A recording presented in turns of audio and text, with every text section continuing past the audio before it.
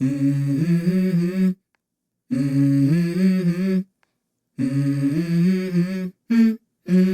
go. What is up, guys? Welcome in. I feel like it's been forever since I've been on camera, because it kind of has. We had a lot of content from Tennessee. As I'm filming this, we're still pumping those out. We had a little hiccup, and that hiccup being a hard drive failure. Thankfully, I was able to recover most of the footage, so some of the videos, like starting, I think, at Childers Gap, you might be like, oh, it seems like something's missing at points. It's because it is. I didn't get everything back, but I got most of it, thankfully. We didn't have to skip any weeks. I kept the videos going, and yeah, I hope you guys enjoyed that. So, today, pretty obvious what we're doing, maintenance day. I know a lot of you guys already know how to do it, and you just do it, but there are some people that don't, or may have questions, and hopefully we can answer them. And I want to show you guys this kit we're going to be running. Up until this point, all the machines on the channel have just been running the Polaris stuff, and we are now switching. My Pro XP, Dude's Pro XP, Steph's XP 1K Trails and Rocks, and Dave's General, they're all going to be running all Amsoil. So this kit here is from ZBest Synthetics. So I'll have his email address in the description below. I'll have it in all the descriptions from now forward. Obviously, he can get all the fluids. If your air filter looks like this, he can help you out with that too. So the kit we have here, this is a full service kit. He also does offer just an oil change kit if you're not in need of a full service. But wanted to show you the whole thing. This is what you get. 3 quarts of oil for the Pro XP. For the General and the XP1K, you get the 2.5 quarts. You get 3 quarts of the powertrain fluid. With this stuff, I'm pretty excited because this replaces both the AGL and the demand drive fluid. So you'll have the same fluid in both. And for the Pro XP, even more exciting is this oil filter. It has a nut on the end. You can put a socket on there. If you've changed your oil on the Pro XP and you've been putting the Polaris filter back on, you probably know it's a pain in the ass. Maybe not for everybody, but for me, I got big bear mitts with a bunch of sausage fingers hanging off of it, and it's not easy to get to. Up until now, I've used one of these type of oil filter wrenches, and it's not perfect. It doesn't work that great, but this is the only way it's even possible for me to get the thing off. This is super exciting. This is not on the XP1K and the General kit. This is the Pro XP kit, but if you're familiar with the XP1K, that one's easy to get to. I just did Steph's yesterday, and you can just real easy.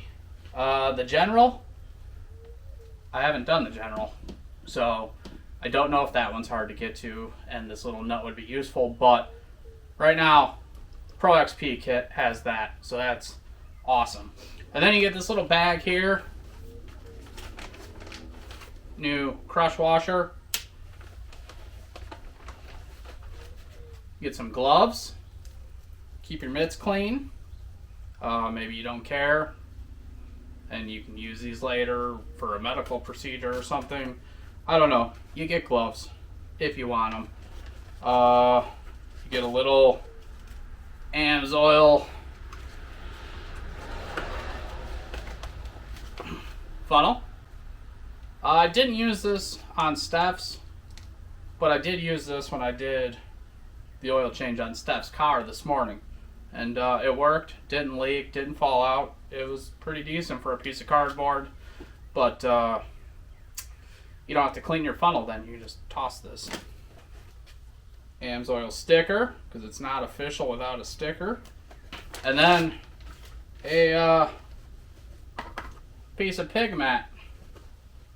If you don't know what that is, it's just an absorbent towel. So I don't know if this is sent to put on the ground in case you get some drippage. You can use it there, I guess. I'm going to use this for under the oil filter. and jam it under there because I always seem to make a mess there. So this will come in handy. So this is the kit. If you're interested in something like this, his email is in the description below. Shoot him an email, tell him what you got, what you need, and he'll get you quoted out, and he can get you whatever kit you're looking for whatever machine you got.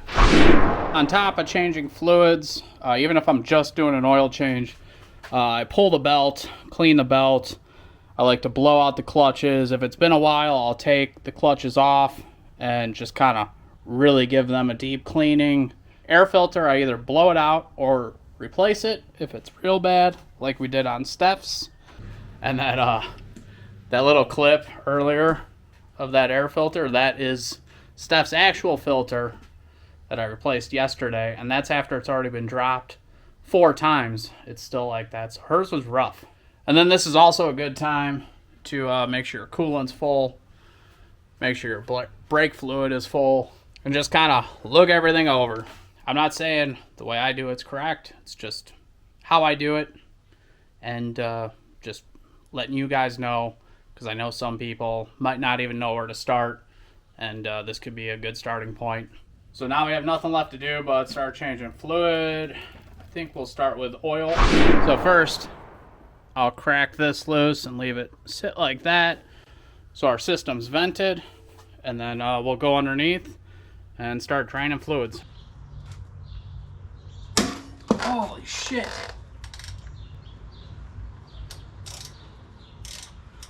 Well, it shouldn't be that tight, guys. No idea why mine is. So first we'll drain the oil. 6mm Allen. Pop that loose and drain her out.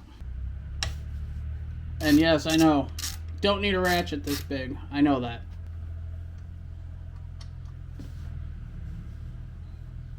So as you can see here, hopefully, there's no crush washer on my drain plug.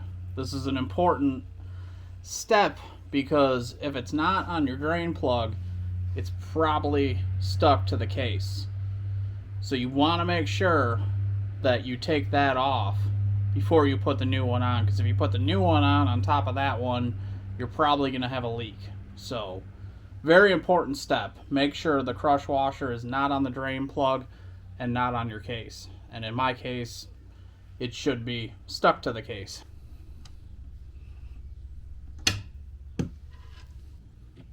Alright guys, that was my old crush washer. That's what I'm talking about. They could, sometimes they're just on the drain plug, sometimes they're really stuck. And there it is. So once you're sure, you'll get your new one, put it on your drain plug, and then you can run that bad boy back up in there. It's important not to over tighten it, so I recommend tightening it to the factory recommendation, which I don't remember offhand, but I would definitely look that up and use a torque wrench. Then we're just going to slide back a little, pull this back, and we're going to drain the transmission, which is an 8mm Allen.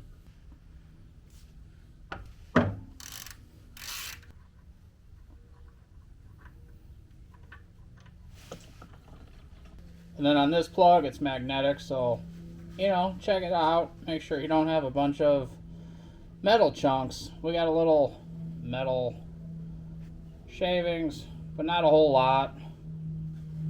This is the first fluid change after doing the gear reduction, so you like to see that, you know, you've been inside your transmission and then you change the fluid and it's not full of metal. I like that. And then, yeah, it's got that O-ring. Look it over, inspect it, make sure it still looks like it's in decent condition. Now that that's done draining, we can run this plug back in and torque it down to factory spec.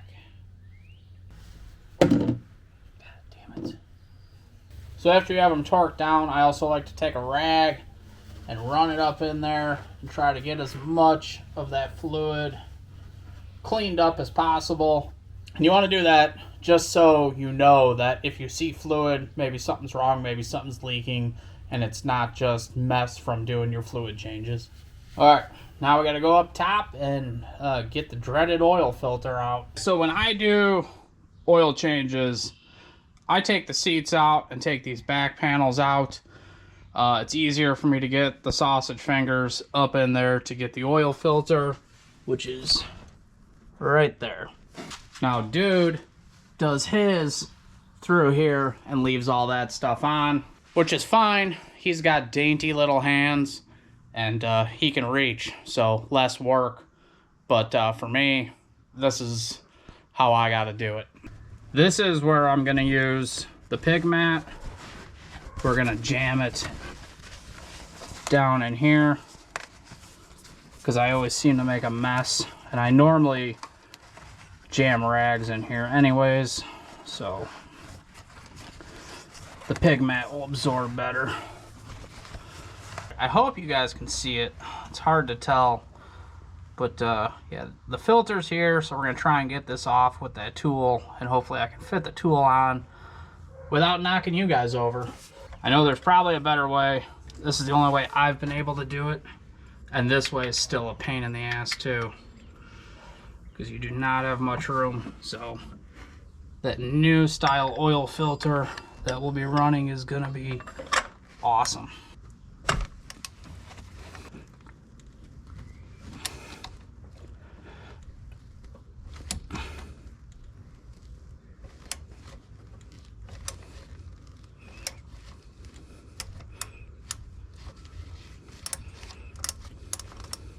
So that probably didn't look too bad, but I've done this a bunch of times. If it's your first time, it's probably going to be a pain. I know I was slicing my fingers on zip ties and throwing around a lot of F-bombs my first few times doing it. And she's out. So get in here with a rag, clean it up. You want to make sure you have no gasket stuck to this, similar to how we did with that crush washer.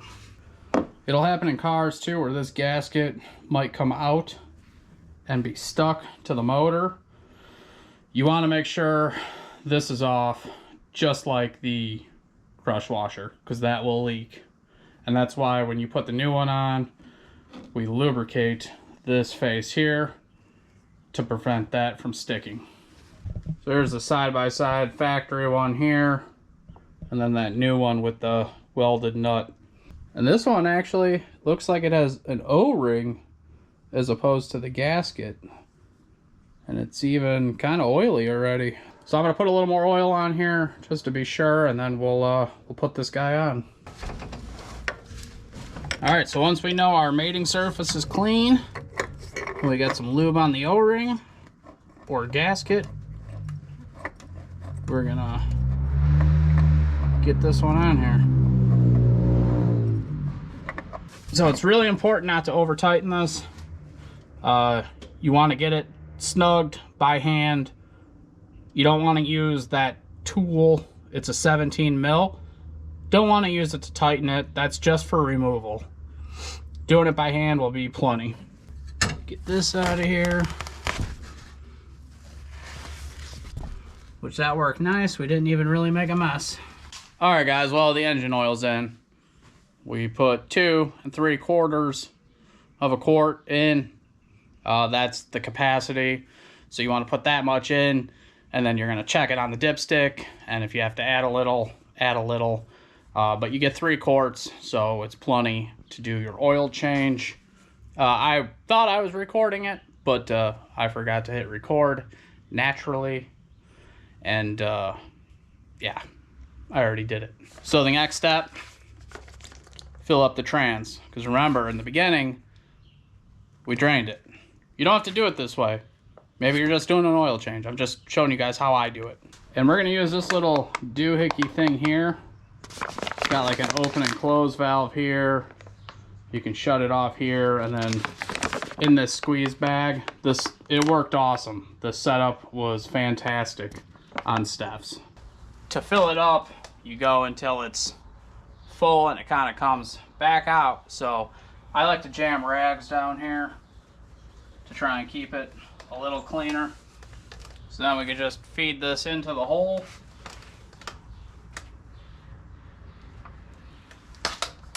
Like that. And fill her up. So with this plate, it's pretty hard to see. I usually have to use a flashlight, look in there, and I'll shake the machine, and if it's full, you'll see the fluid kind of moving and kind of overflow. I guess you should have a working flashlight. Are you serious?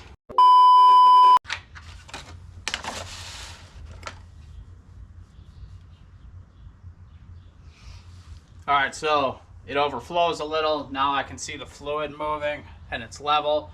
So check the condition of our O-ring, make sure it's clean, and put the plug back in.